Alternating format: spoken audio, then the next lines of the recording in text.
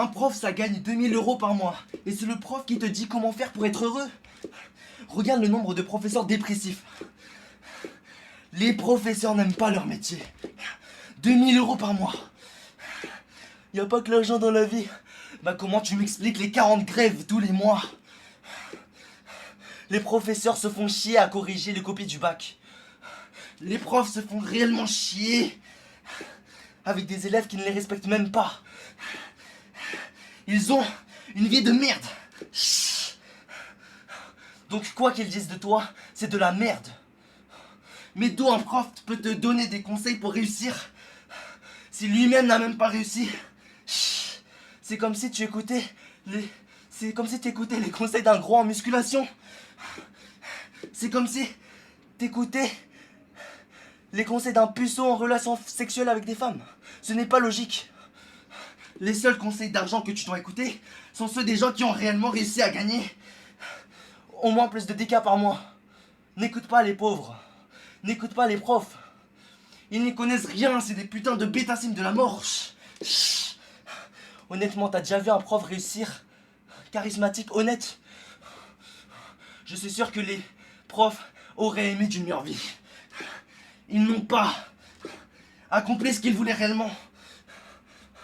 Non mais d'où le but d'une vie, c'est d'être professeur jusqu'à 64 ans. D'où ils n'ont juste pas le choix. Donc ne les écoute pas et travaille dès ton plus jeune âge. Prends exemple des meilleurs dans le business.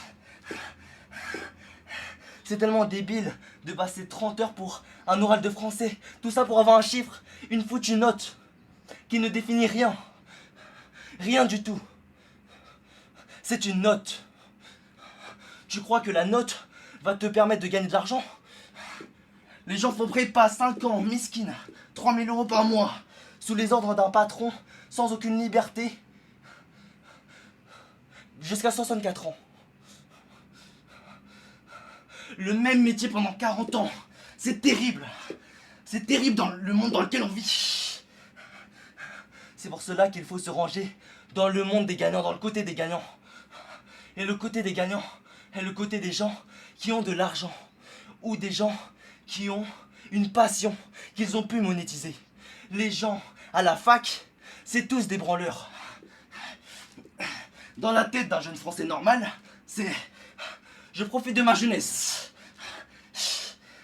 Tu sais, on dit que les années d'études sont les meilleures.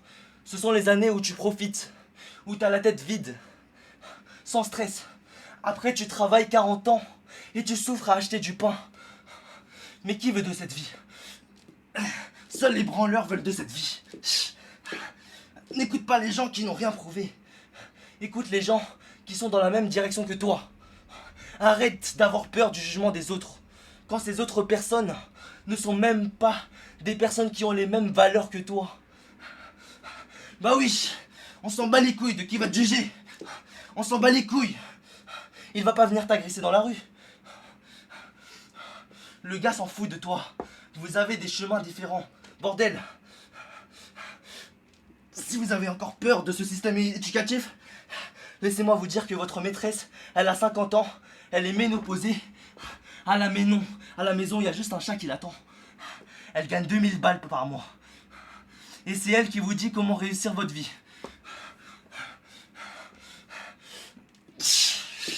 Une grande partie de ce qu'on apprend à l'école, on l'apprend pour l'école.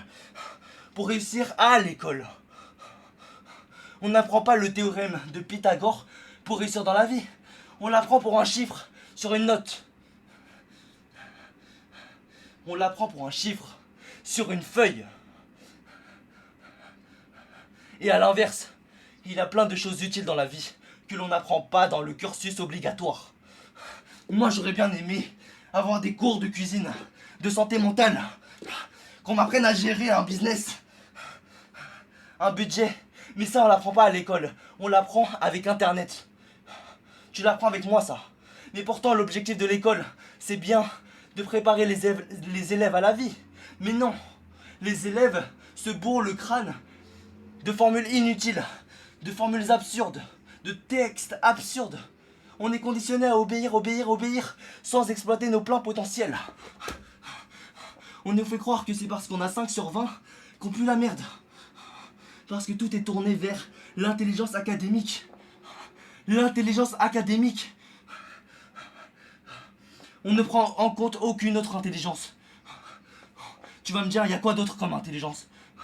Il a l'intelligence verbale, qui est la capacité à s'exprimer de manière à être compris de tous. Et qui est aussi la capacité à mettre des mots sur ses émotions. Parce que l'homme, lol, quand tu vois les gens dans la fac, ils ne savent même pas s'exprimer. Il n'y a aucune logique de réflexion. Ils sont tous cons. Il a aussi l'intelligence spatiale. Bah ouais, le sens de l'orientation. Les capacités à visualiser dans le temps, dans le 3, dans le monde, dans ce monde en 3D. Il y a aussi l'intelligence naturaliste. La capacité à comprendre la nature, les animaux. Il y a aussi la capacité musicale. La capacité de pouvoir percevoir les sons. La facilité à créer de la musique. Il y a aussi l'intelligence existentielle, qui est en gros la capacité à philosopher. À philosopher. Mais tout ce que la matrice met en valeur, c'est la foutue intelligence académique. Je vous le dis, moi je suis un très bon élève. J'ai 17 de moyenne. J'ai des facilités scolaires. Mais je plains les gens qui galèrent en cours. Et je suis bien placé pour dire que c'est génétique. Il y a une grosse partie génétique pour les cours, les gars. C'est la vérité. Moi je suis tellement fort que j'arrive autant à me mettre à la place d'un suceur de prof, un putain de faillot, pour avoir une meilleure note, qu'à être un leader entrepreneur qui gagne plus de 20K par mois. Gérant de 2 chaînes YouTube et 2 chaînes TikTok. Donc c'est vrai que je suis entrepreneur. Mais j'arrive à me mettre à la place de quelqu'un qui obéit, des soumis. Et c'est tout ce que le système scolaire veut. Des putains de faillots. Des gens qui sont soumis, qui stressent pour les notes. Les professeurs ont beau être bien intentionnés, mais tous les élèves, en difficulté. Putain, il est quelle heure là?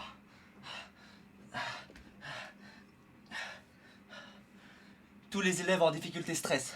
Les professeurs ont beau rassurer les élèves, ce qui n'est pas souvent le cas, mais les élèves s'emmerdent en fait. Mais tu vois, moi, je te dis ça, je crache sur le système scolaire français, mais mon message n'est pas du tout de dire que tout le monde devrait quitter l'école. Ce n'est pas parce que l'école a des défauts que tout le monde peut la quitter. Seul celui qui travaille 100 fois plus qu'un étudiant normal peut se permettre de quitter l'école. Parce que l'école, c'est une garderie. L'école, c'est pour ceux qui veulent se branler après les cours, à partir en soirée là. L'école, c'est pour ceux qui veulent profiter de la vie. Profiter de la vie, entre guillemets. L'école, c'est pour ceux qui veulent se plaindre. Ceux qui veulent se donner des excuses. Manifester dans 10 ans contre le prochain professeur de merde. L'école, c'est pour les garderies. Pour des bébés qui ne savent pas quoi faire de leur vie.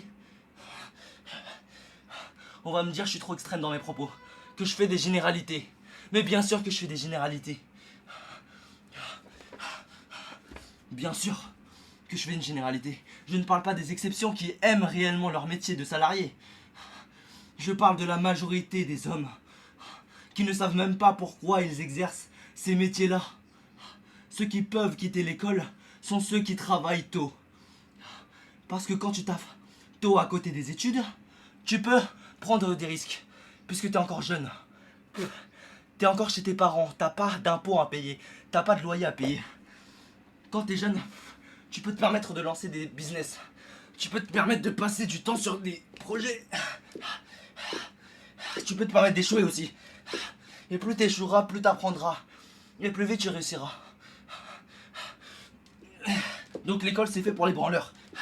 C'est pas fait pour ceux qui veulent sortir de cette foutue matrice. Encore une fois, je généralise. Je ne vais pas à chaque fois reprendre mes propos en disant qu'il y a des exceptions. À un moment, les gars, il faut arrêter le déni. Le déni, c'est très puissant.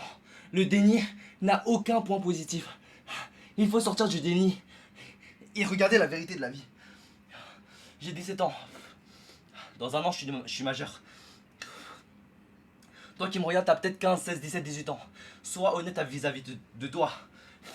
Est-ce que tu veux réellement passer 44 ans de ta vie à faire un même métier, à suivre des ordres? Moi, je pense pas. Vous savez, les gens qui obéissent sont souvent ceux qui veulent s'intégrer socialement. Ils ne se rendent même pas compte, mais quand tu obéis, quand tu suis une règle, un mœurs, une coutume sociale, c'est parce que tu n'as pas envie d'être seul. Tu n'as pas envie d'être marginalisé. Mais moi, j'aime bien me sentir comme un loup avec ma meute. J'aime bien mon groupe d'amis. Il n'y a que des gens qui veulent se développer. Je kiffe être différent. Je kiffe ne pas respecter la norme. Je kiffe ça, moi. Dans ma tête, je suis le plus gros des narcissiques. Je suis le plus gros des puissants. Je suis le meilleur dans ma tête. Et tous les jours, je fais mes actions pour me prouver que mes paroles ne sont pas des foutaises. Mentalité Cristiano Ronaldo. Et les rageux qui me diront: non, mais c'est quoi ce mental inhumain? Mais la vie est méchante. La vie est inhumaine, inégale. Pourquoi est-ce que je devrais être gentil? Comme je te le dis toujours, quand t'es fort, on te suce. Quand t'es nul, on s'en bat les couilles de toi. Le monde est inégal. Le monde est rempli d'hypocrites et de suceurs. Il faut alors être dans le côté des gagnants. Si t'es dans le côté des perdants, tu vas te faire allumer par la cruauté humaine. Tout le monde s'entresuce. Encore une fois, il y a des hommes exceptionnels qui sont bons dans le cœur. Mais la vérité, c'est que peu d'entre eux reçoivent la bienveillance qu'ils donnent. Moi, je ne suis pas d'accord avec le dicton qui dit que quand tu donnes, tu reçois. Après, cela dépend des croyances, bien sûr. Je respecte bien sûr les croyances de tous. Love is love. Mais personnellement, je pense que la vie est injuste. Depuis que je fais 5 chiffres, des gens de ma vie reviennent. Des amis. Est-ce qu'on peut réellement appeler ces personnes des amis? Quand je travaillais seul, dans l'ombre tel un Dark Sasuke, personne, quand le compte en banque marquait 0 €. C'est la vie et je ne peux pas leur en vouloir. Les gars, est-ce que vous voulez réellement faire la rentrée en septembre avec vos professeurs de philo, de mathématiques, en ayant dans vos têtes l'idée que vous n'avez pas avancé dans la vie, que vous n'avez rien foutu pendant ces vacances? Genre vraiment. Nous sommes le 20 juillet. Il reste 40 jours. 40 jours. Vous voulez vraiment ne rien foutre? En ne foutant rien pendant ces vacances, pendant ces années d'études, vous allez finir employé. Vous allez emprunter vos appartements et remplacer vos prêts au bout de 40 ans. Moi, je vous le dis de manière frappante. Je vous le dis parce que c'est littéralement la vie que vivent la majorité des gens. Je vous le dis parce que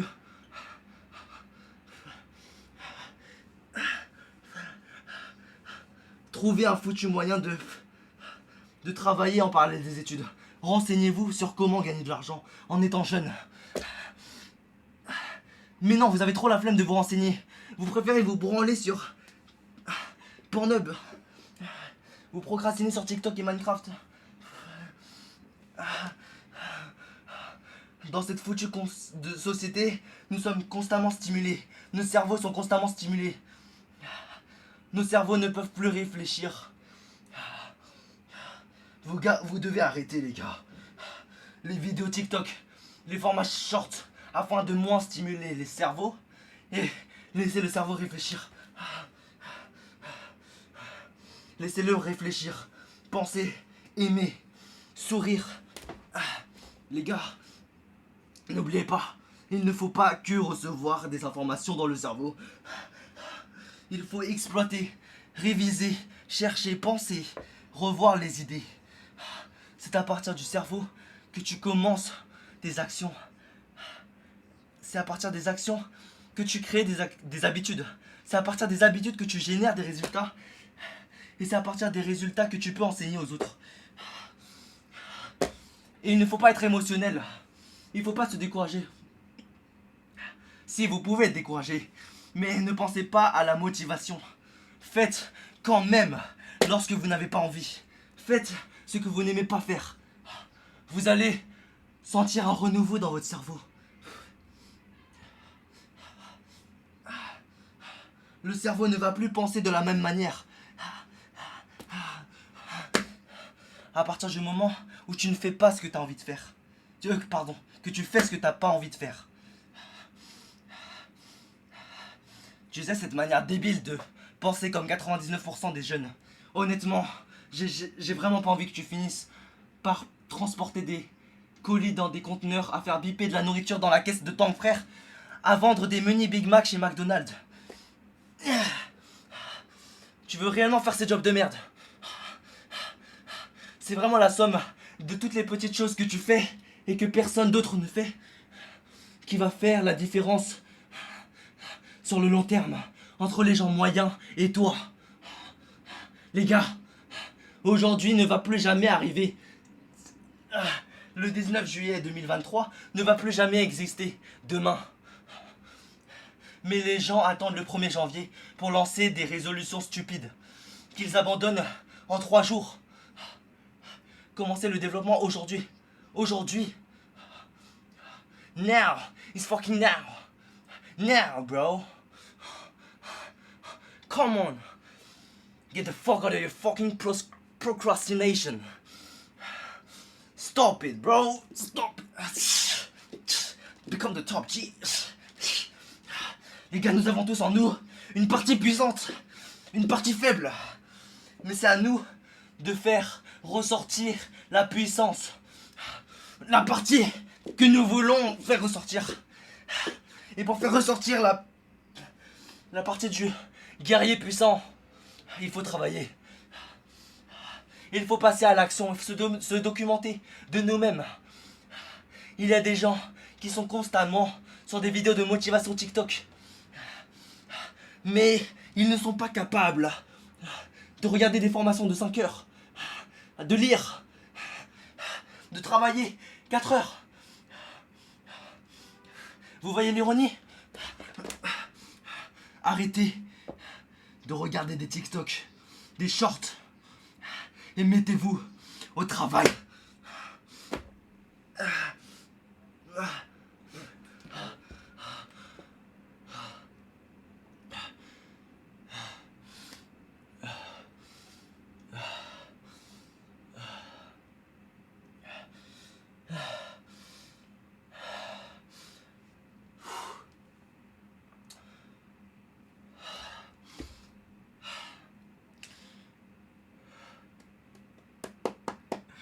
C'est de l'eau, putain. Vas-y. Allez. C'était 45 degrés dans la chambre. J'ai décidé de pas ouvrir les fenêtres pour endurcir le challenge. J'espère qu'il y en a quelques-uns d'entre vous qui avaient fait les pompes avec moi. Je pense que oui, il y en aura. Et si ce n'est pas le cas, à la prochaine vidéo où je fais ça, tu le feras aussi.